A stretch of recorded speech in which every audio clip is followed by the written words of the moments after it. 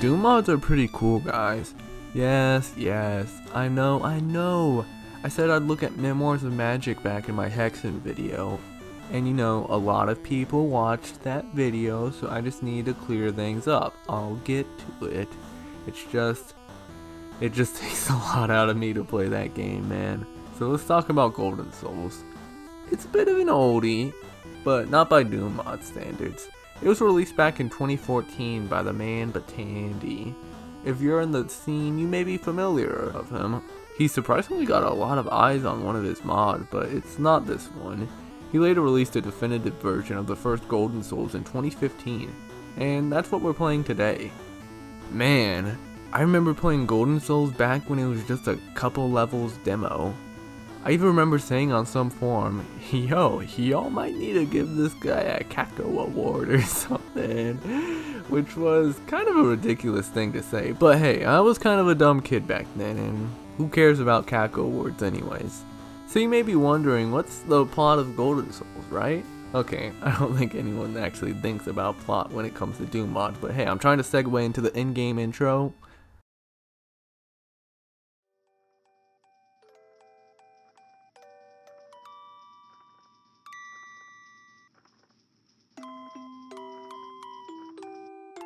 This is a story about our fellow Doom guy. A long time ago, an ancient mansion full of beautiful paintings was discovered. Some USC scientists wanted these paintings to become real. Using a powerful energy, the Golden Souls, their experiment succeeded. Everything was perfect until the monsters arrived.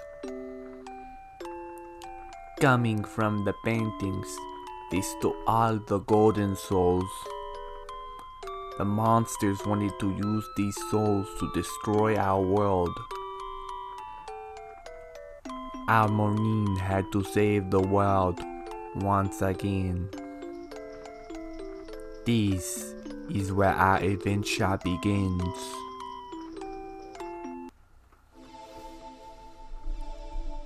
And here we start at the mansion. Wow. Honestly, Mansion. I'm already in love with the look of Golden Souls. Batandy always manages to make maps that look pretty with the colors, and the music's great too. This mod is full of snes, NES, retro music. And you know that hipster levels are rising when you get slapped by the Seiken Densetsu 3 music. So let's get to the game. The mansion is full of paintings that you can enter to start a level, like Mario 64, but I didn't really need to say that, did I? Unlike Mario 64, you don't really get much of a choice between levels. It's a pretty linear path. You need to collect the aforementioned Golden Souls in order to unlock more doors to explore the mansion. But let's talk about these levels. Happy Garden is the first level, and it is a great starting level. The music and colors really set the mood. It's brisk and pretty fast paced. Also, located in this level is a couple big coins. These don't really serve much purpose besides unlocking a hidden level, which we'll get to. At the end of this level, you even fight a golden Kako demon. What a homie. He drops coins when taking damage, which you can also find from enemies and scattered all across the game. So what do the coins do? Well, after beating the first level, you get to go to the item shop. There's nothing much of interest here. I mean, there's the health, armor, portable medkit, standard stuff that gets the job done. But there's another shop later on that sells backpacks and ammo. Pretty useful. So, next level is Vanilla Hills, which introduces the other types of levels in this game, and where Golden Souls begins to become Golden Souls, for better or for worse. Rocket turrets and platforming everywhere. Platforming isn't like in other Doom Engine games where you got like a high jump and good air control. Nah, this is the standard Doom jump. So if your jump maze skills aren't at the ready, you might get destroyed.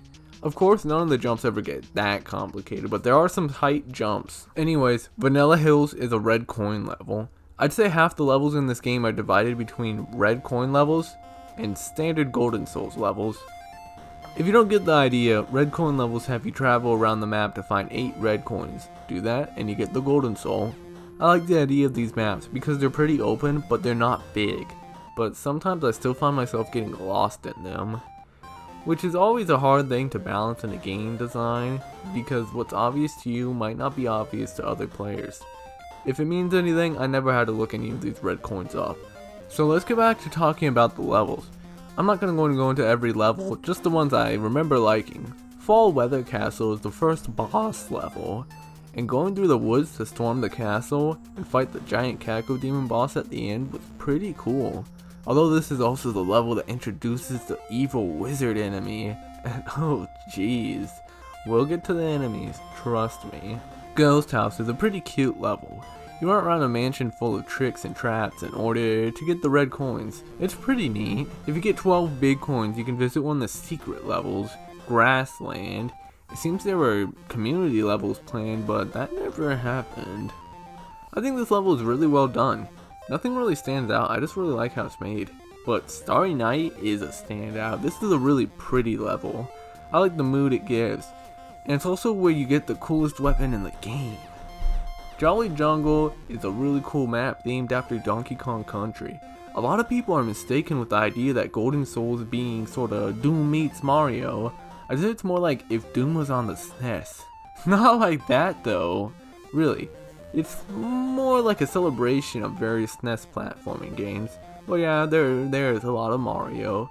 We're kind of approaching the endgame, so let's talk about the weapons and monsters real quick. The revolver is your starting weapon. There's not much to say as it gets replaced in record timing, but it feels like the standard Doom pistol, but it shoots faster and reloads after 6 shots. Its spread is still insane, but if you do the tap fire trick to get the perfect accuracy, it becomes a decent long range weapon, which is important. Next up is the sniper rifle. I mean shotgun. I really like this gun, it feels good. You have to reload after every 2 shots, but you can't fire both at the same time. This gun is good, but it starts to fall off when the tougher enemies show up and you realize just how weak it is. But much like the normal Doom shotgun, it's pretty decent at long ranges, I won't lie. The AK-47 is an interesting gun. Most machine guns tend to land in the mid-range of your arsenal, but the AK has so much spread that you basically need to treat it like a shotgun. It's decent damage and can stun lock certain enemies pretty well. Without the backpack, you'll probably run out of ammo pretty quick. The rocket launcher just feels like the Doom rocket launcher, but weaker and maybe shoots faster, not sure. You'll probably get the other shotgun around this point of the game. The semi-automatic shotgun is kinda lame. You can shoot 8 shots before a pretty long reload time. Problem is these shots just aren't that strong. You're basically wasting shells for your normal shotgun just to stun lock certain enemies. So if you press the reload and alt fire keys, you can screw around with the reload animation. It's pretty funny. Oh my lord, I completely forgot about the nail gun. The nail gun is extremely weak, but it can pierce enemies. The shots ricochet, and they stun lock like crazy. Not even the Barons can resist the stun locking. But due to how weak it is, it basically costs max ammo just to take one enemy out. Finally, we got the rainbow gun. It's a super powerful railgun with a scope. It's the best weapon in the game and a savior. Golden Souls has a habit of open maps with enemies that are too far away for most of your weapons to hit, and that's what this gun comes in. Though honestly, use it all the time. Ammo is sparse, but man, if it isn't the only weapon in this game that's actually strong. Also, the rainbow railgun effect gives me mad Skull Tag Deathmatch flashbacks. Am I the only one who used that ugly rainbow railgun color back in the day? Anyways, you may have noticed 2 things about the weapons here. No super shotgun? Indeed! Golden Souls actually does a lot of things that's pretty non-conventional for Doom games. So there's no super shotgun, which is both good and bad. The second thing you may have noticed is how often I call these weapons weak. Well, that's because of the enemies. I'll talk about the new enemies, because they stuck out the most in my mind. For the worst. Not too many Doom monsters get used. No hit scan, no archvile. It's mostly just Revenants and Barons, which is pretty surprising and good. Though I swear the Revenant's attacks got tweaked and do more damage, but maybe I was just unlucky because I know that Fireball is RNG hell. Anyways, the new guys. First, we got the Plant. Kind of annoying. They're a turn enemy typically placed around corners in unseen spots to bazinga the players. Not really fun. Blue Lost Soul dudes. You can only hit them by turning around, which then they'll become vulnerable. It's neat, but also a chore, so I kinda just run past them, but they can ram me like a normal Lost Soul, just not often. These black cloud guys, probably from Realm 667, not a fan. They bounce around and do contact damage, kinda hard to tell if you're actually damaging them, there's not a lot of feedback. Then we got the evil wizard dudes, god, these guys. They turn invisible and dick around before shooting you. They're annoying. I really wish they had less health. Here's some cool dudes. The Sniffets function similarly to the ones in Mario, shooting out these iron balls. I like these guys. I feel like the mod should have more enemies like these. Speaking of which, are these guys who are like Pokies from Mario. They don't show up that often, but I think they're cool. There's also these mummy dudes from Heretic. They don't do anything interesting. Oh god. And finally, the worst for last, the Caco Leech. This dude flew straight in from Realm 667 to end your career. He has this slow homing shot that does insanity damage, and it's hard to dodge because of how good the homing is on it. Get close and they got this flamethrower attack that can massacre you, but sometimes the flamethrower goes long range and hits you. What? This ends up being one of the most common enemies by the end of the game too. What a pain. Here's the problem. Your guns can barely handle the standard Doom enemies, but these super enemies make it painful. It's like playing colorful hell with vanilla weapons. Maybe it's because I was playing on ultraviolent, but it felt imbalanced. These guns felt weaker than the standard Doom arsenal. It's cool that there wasn't a super shotgun, but I honestly wish there was. Alright. Let's talk about the end game. You come up to these stairs that won't let you up until you basically have every golden soul, which is pretty lame. You can't really choose to skip a level you don't like, and trust me, there's a level I really don't like, because you need every golden soul. But here's the thing, I played all the levels, but I didn't have enough golden souls? What happened? I was so confused. There's these gray doors which I couldn't open. I thought in the demo you could open them with the big coins, but maybe I'm wrong. So I had to look up what to do. Here's the thing. Apparently, levels have hidden exits.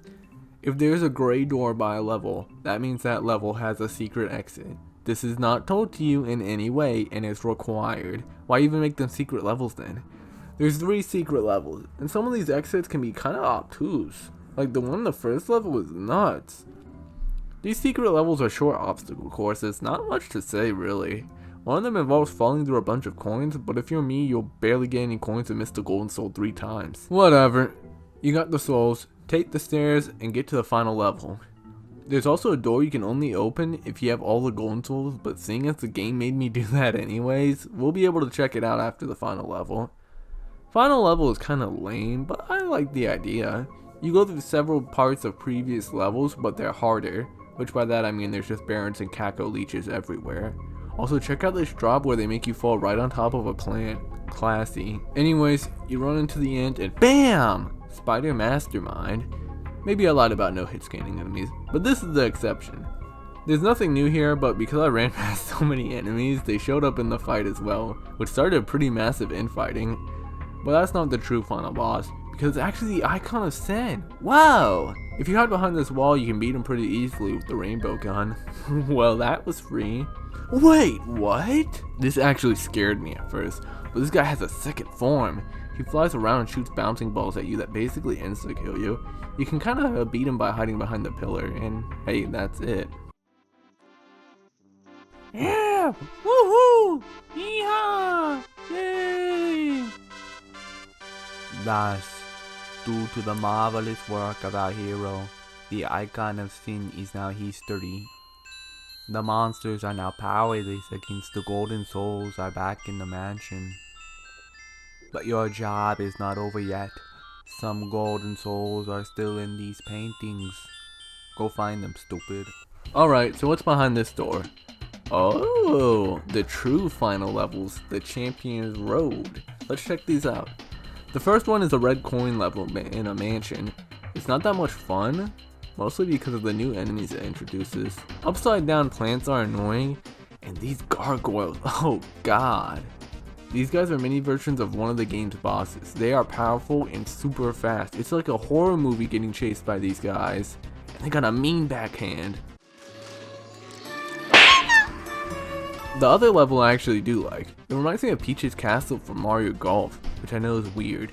But it's got a ton of rainbows, jump blocks, it's a great level. Also introduces the poison plant, which can poison you. This enemy will have a lot more relevance in the sequel. We also finally get to see the gold Caco demon again, but seeing as this is the last level, coins don't really matter. So go, homie. I managed to finish this level with just one hit point, leading to the final level, which is just a you are a super duper player coin level, which is cute. So that's Golden Souls. I liked it. So I know what you're thinking. What about Golden Souls 2? Yeah, Golden Souls 2. It is massive. It is definitely its own game, and it's pretty crazy, even if my memory on it is of a mixed opinion. Something I realized about the levels in Golden Souls is that there aren't any keycards. This is another example of how Golden Souls doesn't follow the typical Doom formulas. I appreciate that originality. Batandy kinda came out and slapped with his modding. His Castlevania mod, which he worked on after this, was even covered by James Rolfe and Mike Matei. And now, he's even working on Golden Souls 3. I'll leave his Twitter in the description, so check it out. So what's next? Well, let's see, Treasure Tech's not out yet, darn. Marisa announced a new mod with a cute robot. And you all know how I feel about cute robot dudes. But that's still getting worked on. Oh, maybe Ashes, yeah. Oh, darn, it's on hiatus? Oh yeah, Memoirs of Magic. But, that's, I'll get to that one. I got some ideas, but we will see how things go. So yeah, Golden Souls is cool, but it really is just a pebble when compared to Batandy's later works. So that's that for that. I'll catch you later. Here we are again at the end. Hey guys, I'm making a game called Bot Sound. I got a Twitter on it. I've been avoiding social media as of late though, kind of been feeling down here, you know? But feel free to follow my game's account if you're interested. I got a Patreon too, which will words kind of relate to my game, so that's cool. I'm out of here, man.